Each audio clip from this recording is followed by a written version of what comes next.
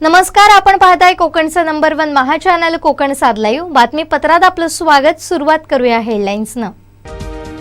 हेडलाईन्सचे प्रायोजक आहेत टायझर, go royal with Oxford. This news is presented by Vithoba Ayurvedic Dant Manjan, जड़ से जुड़ो। 10वीचा 27 मेला निकाल। कोकण पदवीधर निवडणूक 26 जूनला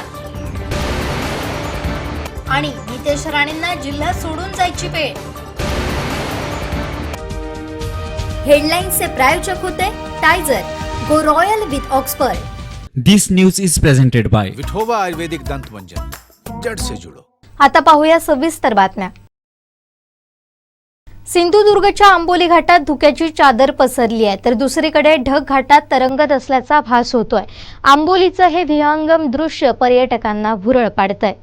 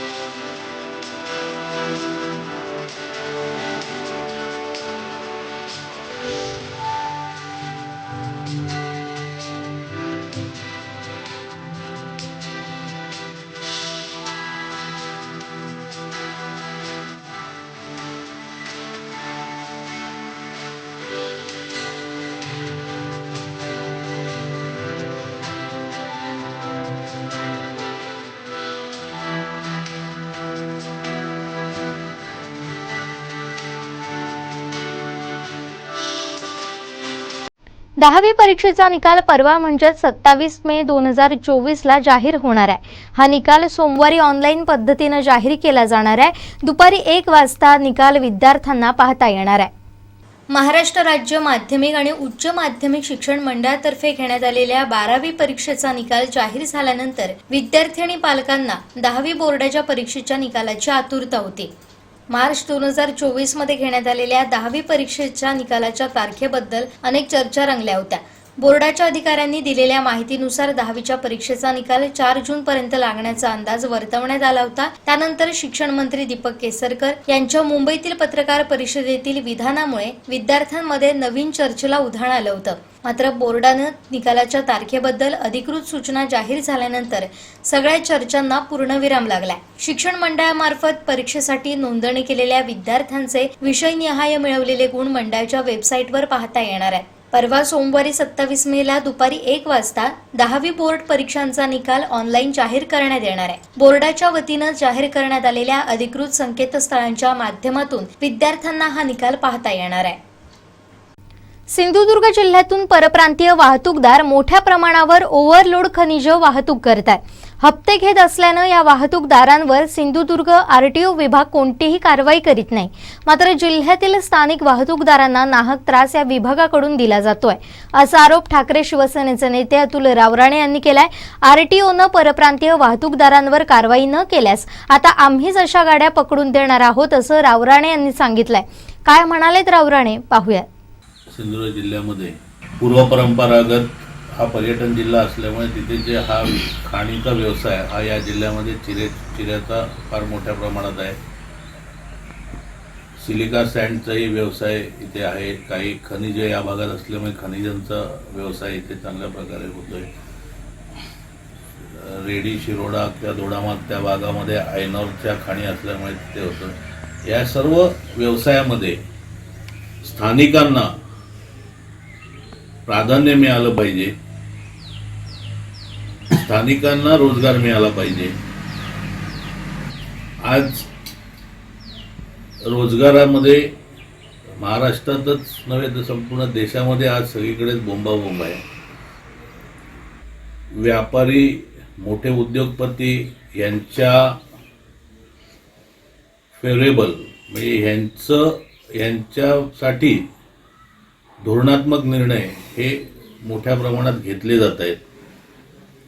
आपल्या जिल्ह्यामध्ये अजूनपर्यंत अदानी अंबानी वगैरे आले नव्हते, पण आता जी माहिती मिळाली की आजपर्यंत ह्या सिंधुदुर्गातल्या जमिनींवरती ज्या खनिज पट्टे होते तिथे लीजच्या जमिनी होत्या आणि त्या लीजमधून ह्या भागातले शेतकरी, या भागातला जो जमीन मालक आहे त्यातला काही भाग हा त्याला उत्पन्न म्हणून मिळत होता. परंतु आता सरकारने काहीतरी धोरण बदली केलंय आणि आता तिथे खनिज पट्ट्यांवरती ब्लॉक करण्यात आलेले आहेत आणि त्या ब्लॉकचा लिलाव हा केंद्रातून होतोय आणि हा केंद्रातला लिलाव वेदांता, तुमचा जिंदाल, अदानी हे सर्व हे लिलाव घ्यायला लागलेले आहेत. म्हणजे आता जो काही या भागामध्ये थोडाफार रोजगार होता, व्यवसाय होता, जो या भागातल्या लोकांच्या, या भागातल्या सिंधुदुर्गवासियांच्या तोंडात त्यांच्या घराच्या कुटुंबाच्या उदरनिर्वाहाला मिळत होता, तोही आता हिरावून घ्यायचं काम हे केंद्र सरकार आणि राज्य सरकार एकत्रितपणे करतंय असं निदर्शनास येत आहे. अगदी शेवटच्या टोकाला जायचं असेल तर हा जो चिरेखाणीचा व्यवसाय असेल, सिलिका सँडचा व्यवसाय असेल किंवा उद्या या भागातला ट्रान्सपोर्टचा व्यवसाय असेल, तर हा व्यवसाय हे स्थानिक मंडळी त्यावेळेला आपली ट्रक, वाहनं, टेम्पो घेऊन करत होते. परंतु आता शासकीय अधिकाऱ्यांच्या, ट्रॅफिकच्या, पोलीस असतील किंवा त्यांच्या मदतीने त्यांना आरटीओला जे काय त्यांचं पाकिट असेल, मानधन ते देऊन,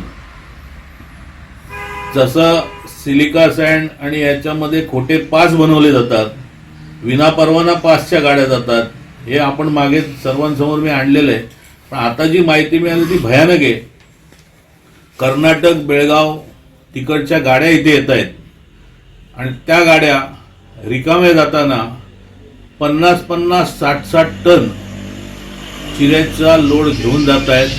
जेव्हा शासनाच्या नियमाप्रमाणे 30 टनच्या 28-30 टनच्या वरती परवानगी नसताना भयानक मोठ्या प्रमाणात घेऊन जात आहेत. सिलिका सँड मोठ्या प्रमाणात घेऊन जात, असेच 50 टन 60 टन, ज्याच्यामुळे हे खरे घाटातले सगळे रस्ते आणि त्याची जी काही वाट लागली शासकीय याची सगळ्या मालमत्तेची, त्याला कारण काय असेल तर ही ओव्हरलोड, हे जे ओव्हरलोड ट्रक जात आहेत ह्याच्यामुळे त्या रस्ता खचतोय आणि त्याचा भुर्दंड शासनावर पडतोय.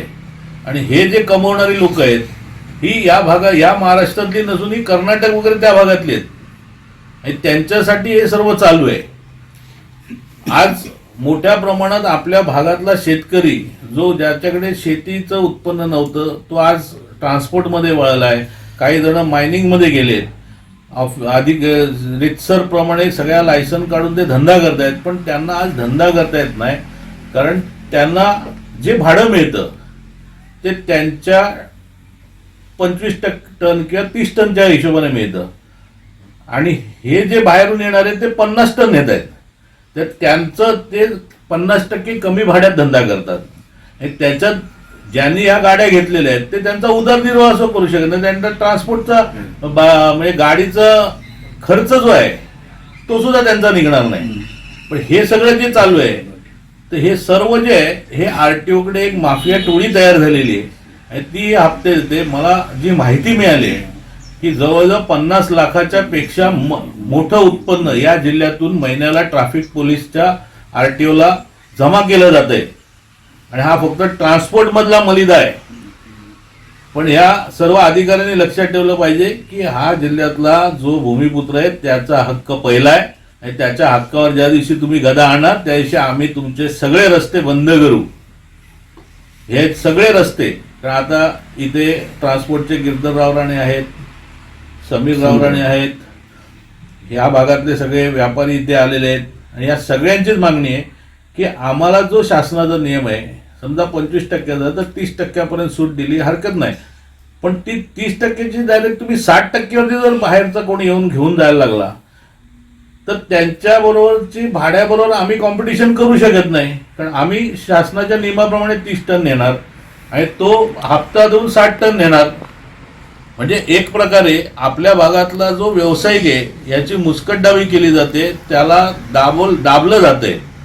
आज प्रत्येक ह्याच्यामध्ये बाहेरून येणारा म्हणजे आज जे आपण म्हणत होतो की मुंबई गिळंकृत करतील, पण मुंबई सोडा, आता इथे सुद्धा मला काही नावं आलेत, ते अमित मोदी, केडिया, आता हे असे जर इकडे ट्रान्सपोर्टवाले यायला लागले आणि ते दादागिरी करायला लागले आणि ते जर तिथे आपल्या स्वतःच्या गाड्या उतरवायला लागले तर या भागातले जे ट्रान्सपोर्टवाले असतील किंवा या भागातले जे व्यावसायिक आहेत त्यांनी काय करायचं. आज ते नियमाप्रमाणे काम धंदा व्यवसाय करतायत. शिवसेना ठाकरे गटाचे नेते अनिल परब यांनी मुख्यमंत्री एकनाथ शिंदे आणि भाजपचे मुंबई अध्यक्ष आशिष शेलार यांच्यावर हल्लाबोल केलाय. तसेच मुख्यमंत्री शिंदे आणि आशिष शेलार यांच्यामध्ये वाद असल्याचं मोठं विधान अनिल परब यांनी केलंय. एका बाजूला मुख्यमंत्री एकनाथ शिंदे विश्वास दाखवतायत तर दुसऱ्या बाजूला आशिष शेलार महापालिकेवर अविश्वास दाखवतायत. त्यामुळे महायुतीमध्ये समन्वय नाही असं यावरून दिसतंय. श्रेयवादाची ही लढाई असू शकते. कदाचित कंत्राटदार आपल्याकडे धावत यावेत अशा प्रकारचा उद्देशही यामागचा असू शकतो असा आरोप अनिल परब यांनी केलाय. आशिष शेलार म्हणालेत की 25 वर्ष मुंबई महापालिका शिवसेनेच्या ताब्यात होती. आमच्या ताब्यात 25 वर्ष महापालिका होती, पण त्यातील 22 वर्ष भाजपा देखील आमच्या बरोबर सत्तेत होतं. आता हे सर्व सोयीचं राजकारण सुरू आहे. आशिष शेलार आणि मुख्यमंत्री शिंदे यांच्यामध्येही काहीतरी वाद आहेत असं मला दिसतंय. त्याचं कारण म्हणजे आशिष शेलार आरोप करतात आणि दुसरीकडे मुख्यमंत्री शिंदे महापालिकेला क्लीन चिट देतात असा दावा अनिल परब यांनी केलाय. वेंगुर्ला बंदर इथं वादळी वाऱ्यामुळे छोटी होडी बुडून झालेल्या दुर्घटनेत दाबोसवाडा येथील बाबी रेडकर यांच्या लॉन्चवर काम करणाऱ्या 4 खलाशांचा मृत्यू झाला. दरम्यान 25 मेला शालेय शिक्षण मंत्री दीपक केसरकर यांनी मच्छीमार बाबी रेडकर यांची त्यांच्या घरी जाऊन भेट घेत विचारपूस केली. तर मयत झालेले परराज्यातील असले तरी आपल्या राज्यात त्यांचा मृत्यू झालाय, त्यामुळे त्यांच्या कुटुंबियांना शासनाच्या वतीनं मदत देण्यात येईल असं यावेळी मंत्री केसरकर म्हणाले. यावेळी शिवसेना जिल्हा संघटक सुनील डुबळे, शहर प्रमुख उमेश शेरम, सूरज परब, नंदू शिरोडकर उपस्थित होते. अतिशय दुर्दैवी अशी ही घटना आहे. खरं तर मी कालच यायला निघालेलो होतो. मी पुण्याला मीटिंगमध्ये होतो आणि पुण्याहून मी 2:30 वाजता निघणार होतो, परंतु अचानक मला मुख्यमंत्री कार्यालयामधून निरोप आला की आपली जी मान्सूनची तयारी करायला लागते मुंबई शहराची, त्याची अर्जंट मीटिंग ही ठेवलेली होती आणि त्याच्यामुळे मला मुंबईला जायला लागलं. रात्रीच्या फ्लाईटने मी आलो आणि आज मी बाबी रेडकर आमच्या अतिशय जवळचे आहेत आणि अतिशय दुर्दैवी असं हा प्रसंग घडलेला आहे. तरी पण त्यांनी ज्या पद्धतीने त्या लोकांना मदत केली ती कौतुकास्पद आहे. या मतदारसंघाचा आमदार म्हणून त्या सर्व जे दुर्दैवी या ठिकाणी जीव गेलेले आहेत त्यांचे बॉडीज त्यांच्या गावापर्यंत पोचवण्याची आम्ही सोय केलेली आहे बाबी रेडकर आणि आम्ही सर्वांनी मिळून. आणि त्यांनासुद्धा काही कॉम्पन्सेशन हे शासनाच्या वतीने देण्यात येईल आणि काही व्यक्तिशःसुद्धा मी बाबी रेडकरांच्याकडे पाठवेन चेक आणि त्यांना मदत करू. ह्याच्या आधी मी मुंबईला गेल्यानंतर मुख्यमंत्री महोदयांशी बोलेन. ही जरी लोक आपल्या राज्याच्या बाहेरची असली तरी राज्यामध्ये काम करत असताना त्यांचा दुर्दैवी मृत्यू झालेला आहे. त्याच्यामुळे त्यांना मुख्यमंत्री निधीतून काही मदत करता आली तरी ती अवश्य केली जाईल. नवाबाग येथील होड्या जाण्यासाठी आपण नवीन निधी मंजूर केलेला आहे. त्याचं कामसुद्धा 80% पूर्ण झालेलं आहे. मात्र बंदरपासून ज्या बोटी आता जातात, ज्या छोट्या बोटीमुळे दुर्घटना झाली, त्याच्यासाठी पुढील काळात काही एक आहे की आम्ही जी ब्रेकवॉटर वॉल दिलेली आहे हा एक मोठा प्रकल्प आहे. जवळजवळ 35 कोटी रुपयाचा तो प्रकल्प आहे आणि तो केल्यानंतर हे जो लाटेचा प्रभाव असतो हा मोठ्या प्रमाणात कमी होणार आहे. वेंगुर्ल्यासाठी मी स्वतः एक वेगळं बंदरसुद्धा मंजूर केलेलं आहे आणि तो जवळजवळ 35 कोटी रुपयाचा तोसुद्धा प्रकल्प आहे. तो केल्यानंतर जे निवती रॉक आहे इथून थेट पर्यटक जाऊ शकतील आणि निवतीला जे स्कुबा डायव्हिंग होतं त्याच्यानंतर जी नवीन पाणबुडी यायची ह्या सगळ्यांच्या दृष्टीने ही जेटी महत्त्वाची आहे. आणि त्याच्याचबरोबर जी आपली नवाबागची जेटी आहे ही फिशिंग जेटी आहे आणि त्याच्यामुळे ही वॉल बांधल्यानंतर ती फिशिंग जेटी पूर्णपणे संरक्षित होईल आणि मग जो गाळस असतो विशेषतः आणि त्याच्यामुळे नवाबाग जेटीपर्यंत नौका जाऊ शकत नाही. तर एकदा नौका जायला लागल्यानंतर जसं देवगड सुरक्षित बंदर आहे तसंच वेंगुर्ला सुरक्षित बंदर बनेल. पण त्याच्यापूर्वी हे ब्रेकवॉटरचं काम पूर्ण व्हायला लागेल आणि नवीन जी जेटी होईल ते पॅसेंजर जेटी असेल आणि त्याचा वापरसुद्धा मच्छीमारांना करता येईल. विशेषतः या काळामध्ये मच्छीमारांसाठी ज्या वेगवेगळ्या सुविधा दिलेल्या होत्या उदाहरणार्थ ज्या आमच्या महिला आहेत त्यांच्यासाठी स्कूटर्स दिलेले आहेत. तर त्यांच्यापर्यंत हे बँकेचं लोन वगैरे वेळेवर होत नाही अशी या काही माझ्याकडे कंप्लेंट आलेल्या होत्या. त्या संदर्भातसुद्धा मी सूचना दिलेल्या आहेत की लवकरात लवकर ह्या स्कूटर्स त्यांना दिल्या जाव्या. इन्सुलेटेड व्हॅन्स आहेत, आउटबोर्ड इंजिन्स आहेत. तर ही जी प्रकरणं जी मी बँकांकडे असतात विशेषतः मी जिल्हा बँकेच्या अध्यक्षांशी सुद्धा बोलेन, आपले जे लीड बँक आहे त्यांच्याशी सुद्धा बोलेन. कारण मध्यंतरीच्या काळामध्ये आचारसंहितेमुळे ह्या काहीच गोष्टी होऊ शकल्या नाहीत. परंतु आता आपण जे एक सगळ्यात चांगला कार्यक्रम जो आपण आपल्या जिल्ह्यासाठी राबवतो त्याच्यापैकी एक होता तो आंब्याचे जे आपले शेतकरी आहेत बागायतदार आहेत त्यांच्यासाठी आम्ही फळमाशी जी आंब्यावर लागते त्याचे ट्रॅप दिलेले होते आणि माझी खात्री आहे की त्या ट्रॅपचा खूप चांगला उपयोग, कारण आता येतानासुद्धा मी बघत होतो तर कुठेही मला फळमाशी दिसली नाही. याचा अर्थ त्या ट्रॅपचा चांगला उपयोग झालेला असेल. या आंब्याच्या सीझनला ज्या ताडपत्र्या क्रेट दिल्या होत्या त्याच्यासुद्धा चांगला उपयोग झालेला असेल अशी मी अपेक्षा करतो. आणि आता जे भाताचे शेतकरी आहेत त्यांना स्त्री पद्धतीच्या लागवडीसाठी आम्ही 1-1 किलो भाताचे बियाणे देतो. तर माझ्या ह्या सगळ्या शेतकऱ्यांना विनंती आहे की स्त्री पद्धतीचं महत्त्व काय असतं की त्याच्यामधलं जे स्पेसिंग असतं हे स्पेसिंग महत्त्वाचं असतं की ते तेवढ्याच अंतरावरती लावली गेली पाहिजेत आणि ठराविक दिवसाची रोपंच लावायला लागतात. हे केलं तर 30 क्विंटलच्या ऐवजी 150-150 क्विंटल भाताचं पीक घेऊ शकतात. तर हे सगळं करायला लागेल. आणि त्याच्याचबरोबर ज्या मुलांना आम्ही ट्रेनिंग दिलेलं आहे ज्याला आपण फूड सिक्युरिटी आर्मी म्हणतो त्यांच्याकडून लोकांनी जर आपली शेती नांगरून घेतली तर त्यांना लवकरात लवकर लागवड करता येईल. तर त्याचासुद्धा आता आचारसंहिता संपली आणि जोपर्यंत आचारसंहिता संपत नाही तोपर्यंत जिल्हाधिकाऱ्यांना मी सांगेन ती या संदर्भातली मीटिंग घेतील आणि भाताचं सीझन सुरू होण्यापूर्वी हे जर लोकांच्यापर्यंत पोचलं मॅकॅनायझेशन ऑफ ॲग्रिकल्चर अधिक स्त्री पद्धतीची भातशेती तर जी लोक भाताचं उत्पन्न घेतात त्याच्यामध्ये मोठ्या प्रमाणात त्यांना मदत होऊ शकेल. आंब्याच्या संदर्भात जिथं आंब्याला साका लागतो त्याच्यामध्ये 2 एक्सरे मशीन दिलेल्या होत्या. त्यापैकी एक देवगडची सुरू झाली, अजून वेंगुर्ला फळ संशोधन केंद्राने मागणीच केलेली नाही आहे आणि त्याच्यामुळे मी लवकरच कुलगुरूंशी बोलेन आणि हे इन्स्टॉल झालं की साका असलेला आंबा वेगळा काढता येईल. आणि त्याच्यामुळे आंब्याच्याबद्दलचा जो एक गैरसमज असतो की हापूस आंब्यामध्ये साका असतो तर हा दूर होईल आणि साका असलेला आंबा हा कॅनिंगसाठी पाठवता येईल. तर हे सगळं घडत असताना थोडंसं मी इलेक्शनमध्ये बिझी होतो. आता अधिकचं लक्ष हे सिंधुरत्न योजनेवर द्यायला लागेल.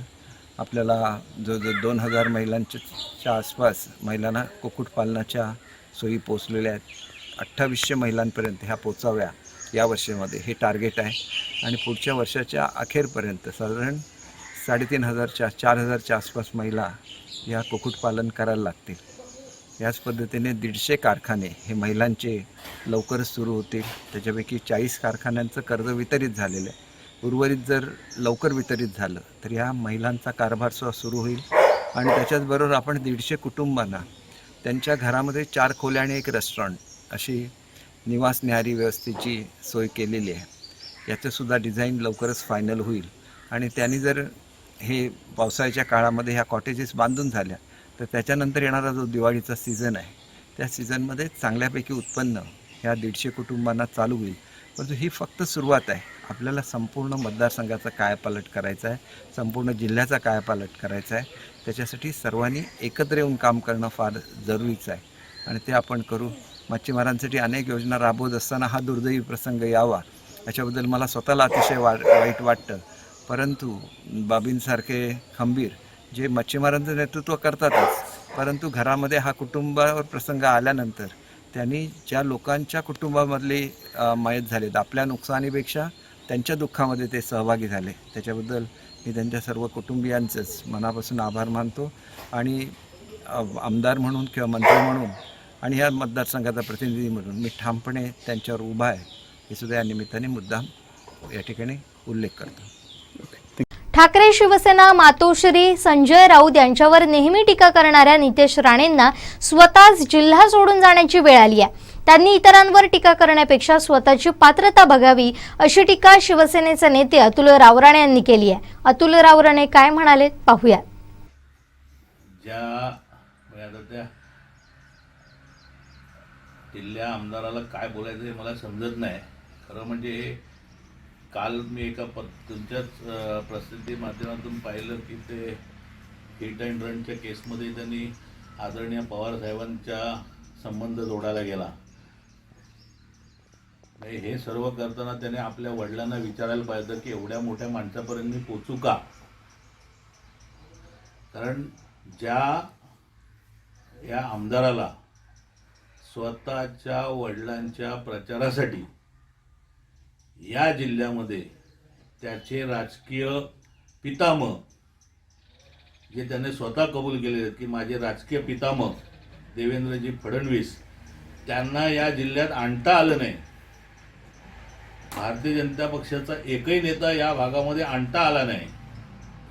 त्याने या नको त्या वल्गना करू नये. वारे बदललेले आहेत. 5 तारखेला जनतेचा कौल हा सर्वसामान्य जनतेला दिलेला कौल हा 4 तारखेला सर्व समोर येईल आणि दूध का दूध पाणी का पाणी होईल. जनता कंटाळलेली आहे, त्रासलेली आहे यांच्या भूलथापांना, यांच्या खोट्या कामांना आणि यांच्या स्टंटबाजीला. म्हणजे ह्या आमदारांच्या बद्दल बोलायचं झालं तर आज स्वतः वैभवडे देऊन पहा म्हणा. काल आमच्या इथे मला वाटतं काय ते चिखल आंदोलन झालं. हे स्वतःच्या मतदारसंघामधली कामं करता येत नाही. ठेकेदारांच्या हातात पूर्ण मतदारसंघ दिला आहे. स्वतः भागीदार झाला आहे. अहो इथे धरणाचे पैसे ॲडव्हान्स उचलले जात आहेत निवडणुकीसाठी. सावडावच्या धरणाचं काय झालं? त्याचे पैसे अजून काम चालू झालेलं नसताना सुद्धा पैसे कसे काय निघाले बाहेर? कुठे गेले ते पैसे? कोणी ते वापरले? नुसतं आमदारकी घेऊन नाही, जनतेसाठी आमदारकी मिळवायची असते, जनतेच्या कामासाठी आमदारकी घ्यायची असते. स्वतःचं कुटुंब चालवायसाठी किंवा स्वतःचं घर भरायसाठी नाही. हे पहिले या आमदाराला समजलं पाहिजे. मोठ्यांवरती आरोप करायचे, संजय राऊतांवरती बोलायचं. संजय राऊत निधड्या छातीचा वाघ आहे. 100 दिवस आत जाऊन आले, कोणाला घाबरले नाहीत. एक दिवस बसवलं तर दुसऱ्या दिवशी हागवणीवर बसला ना हा तुमचा आमदार, हा कोणाची बरोबरी करणार? याने आपली पात्रता ओळखली पाहिजे आणि वेळीच सुधारलं पाहिजे. नाहीतर राजकारणात तर सोडा, कणकवलीत तोंड दाखवायची तेवढी हे पात्रता राहणार नाही. आज उठसूट आपलं बोलायचं, कुठे पवारसाहेबांबद्दल बोलायचं, कधी उद्धवजींबद्दल बोलायचं, रोज उठून संजय राऊतांबद्दल बोलायचं. पण त्यांच्या कामाची उंची, त्यांनी केलेली कामं तितकी नखाची तरी सर आपल्याला आहे का याचा विचार आधी यांनी केला पाहिजे. स्वतःच्या वडिलांच्या प्रचारासाठी या मतदारसंघ सोडून जिल्ह्यात काम करू शकला नाही, एक नेता आणू शकला नाही आणि मोठ्या मोठ्या वल्गना कसल्या करते. 4 तारखेला जनता काय ते उत्तर देईल. आणि राणेंचं पुस्तक मी पहिले पण सांगितलेलं आहे, कायमस्वरूपी बंद होणार म्हणजे बंद होणार. या जिल्ह्याचा विकास हा राणेंचं पुस्तक बंद झाल्यानंतरच होणार आणि तो 100% होणार. काय ठाकरे कुटुंब देश सोडून जायची ठाकरेंना गरज नाही, कारण ठाकरेंनी कधी आजपर्यंत कोणाशी तडजोड केलेली नाही.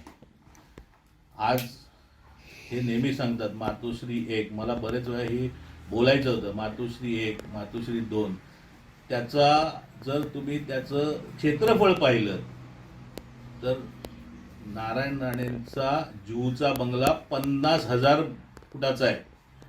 म्हणजे ज्या मातोश्रीच्या आशीर्वादाने त्यांच्या पाया पडून तुम्ही मोठे झालात, तर तुमचं घर जुहूच्या चौपाटीवर 50,000 फूट आणि मातोश्री 5,000 फूट. कुठेतरी बरोबरी होते का? कोणाबद्दल बोलायचं?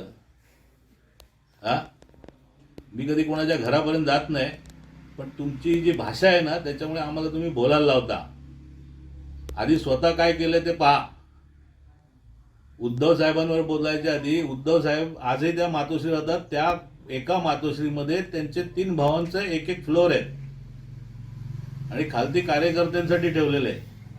50,000 फुटाच्या घरात उद्धव साहेब राहत नाहीत, तुम्ही राहताय. तुम्ही त्यांच्या जीवावर मोठे झालात, पण आज तुम्ही 50,000 फुटाच्या घरात राहताय. हे पैसे कुठून आणले ते पहिले लोकांना सांगा. तुमचे वडील पिऊन होते इन्कम टॅक्समध्ये, कुठून आला पैसा ते आधी लोकांना सांगा आणि मग दुसऱ्यांकडे बोट दाखवा. उद्धव साहेबांची बरोबरी करायची तुमची पात्रता नाही आणि तुम्ही तिथपर्यंत कोणी पोचू पण शकत नाही. तुमचा राजकीय अस्त झालेला आहे. ही काय शेवटची धडपड तुमची चालली आहे ती 4 तारखेपर्यंत करा आणि त्याच्यानंतर गाशा गुंडाळून कुठे जायचं तुम्हीच जा. तुमचे पार्टनर आधीच पळालेले आहेत. अविघ्नाचा तुमचा जो पार्टनर आहे अगरवाल तो आधीच पळालेला आहे बाहेर. त्याच्याकडनं काय तुमचे हिशोब असतील पडद्यामागचे ते करायचे असतील तर तुम्हीच बाहेर जा. म्हणजे इथला सिंधुदुर्गाचा जिल्हा तरी शांत होईल आणि सगळे एकदम सुखा समाधानाने नाचतील. ही 31 मे 2024 रोजी प्रसिद्ध होणार आहे. या निवडणुकीसाठी निवडणूक निर्णय अधिकारी म्हणून यांनी विभागीय आयुक्त कोकण विभाग हे असणार आहे. नामनिर्देशन पत्र सादर करण्याचा अखेरचा दिनांक 7 जून 2024 आहे. नामनिर्देशन पत्राची छाननी 8 जून 2024. उमेदवार अर्ज मागे घेण्याचा अंतिम दिनांक 12 जून 2024. मतदानाचा दिनांक 26 जून 2024. सकाळी 8 ते 4. मतमोजणी 1 जुलै 2024 आणि निवडणूक प्रक्रिया पूर्ण करण्याचा दिनांक 5 जुलै 2024. अशा पद्धतीने हा कार्यक्रम करण्यात आलेला आहे. सिंधुदुर्ग जिल्ह्यातील 1/1/2024 रोजी या निवडणुकीसाठी जी अंतिम मतदार यादी प्रसिद्ध करण्यात आलेली आहे त्यामध्ये 17,484 इतके मतदार आहेत. त्यामध्ये पुरुष 10,371, स्त्रिया 7,113. या निवडणुकीसाठी 1/1/24 नंतर ज्या पात्र मतदारांनी ऑनलाईन अर्ज केलेले आहेत त्यांच्यावरती निर्णय घेण्याची कारवाई सुरू आहे. तरी देखील अजून त्यांना आपले नाव मतदार यादीमध्ये नोंदवायचे आहे असेल आणि त्यांनी मतदार यादी पाहावी व दिनांक 28 मे रात्री 12 वाजेपर्यंत ऑनलाईन आणि ऑफलाईन हे प्रमाणे ते मतदान नोंदणीचा फॉर्म नंबर 18 भरून देऊ शकतात आणि त्याप्रमाणे आपण ती कारवाई करत आहोत. आता 1/1/4 नंतर आमच्याकडे एकूण आमच्याला अर्ज प्राप्त झालेले 657. 1/1/24 नंतर 1/1/24 नंतर 1/1/24 नंतर नमुना 18 आमच्याला प्राप्त झाले 106. नंतर आम्ही विशेष शिबिर 11 व 12 मे रोजी घेतलं होतं त्यामध्ये प्राप्त झालेले आहेत 155 असे नाही 155 झालेले आहेत. आणि हे झाले म्हणजे ऑफलाईनचे अर्ज आणि ऑनलाईनचे अर्ज आमच्यात प्राप्त झालेले आहेत 396. एकूण किती झाले? एकूण 657. म्हणजे 160, 155 आणि 396. आता ह्या निवडीसाठी जी जिल्हा प्रशासनाची तयारी आहे ती सध्या प्रगतीपथावर आहे. सद्यस्थितीत आपण जी मतदान केंद्र निश्चित केलेली आहे ती आपण 21 मतदान केंद्र निश्चित केलेली आहे. आता ह्या ठिकाणी ज्या ठिकाणी 2000 कणकवलीमध्ये कणकवली तहसील ऑफिसचं मतदान केंद्र आहे तिथं 2329 आहे आणि कुडाळमध्ये 1471 आहे आणि वेंगुर्ला 1214. आता आमचा प्रयत्न असा राहणार आहे ह्यामध्ये ही जी पोलिंग केंद्र जी मोठ्या प्रमाणात झालेली आहे ते मतदान ते आम्ही त्याला सहाय्यक मतदान केंद्र करणार आहोत. म्हणजे म्हणजे एका ठिकाणी गर्दी होऊ नये जेणेकरून मतदान करता यावं आणि मतदान 8 ते 4 वेळेस पूर्ण होण्याच्या दृष्टिकोनातून त्यावेळी आता ऑब्झर्व्हरी त्याला आपण सहाय्यक मतदान केंद्राचा प्रस्ताव तर आम्ही आता करतो. ज्यावेळी इलेक्शन डिक्लेअर होते त्यावेळी ती लिखून ठेवतो. कारण त्या मागील इलेक्शनला आपल्याकडे 21 एकूण मतदान केंद्र होती ती तशीच ठेवण्यात आलेली आहेत. शेवटी ठळक घडामोडी पुन्हा एकदा. हेडलाईन्सचे प्रायोजक आहेत टायझर, go royal with Oxford. This news is presented by Vithoba Ayurvedic Dant Manjan, जड़ से जुड़ो. 10वीचा 27 मेला निकाल. कोकण पदवीधर निवडणूक 26 जूनला. आणि नितेश राणेंना जिल्हा सोडून जायची वेळ. हेडलाईन्सचे प्रायोजक होते टायझर, go royal with Oxford. This news is presented by Vithoba Ayurvedic Dant Manjan, जड़ से जुड़ो. बातमीपत्रात वेळ झाली इथेच थांबण्याची. पाहत रहा कोकणचं नंबर 1 महा चॅनल कोकण साध लाईव्ह. धन्यवाद.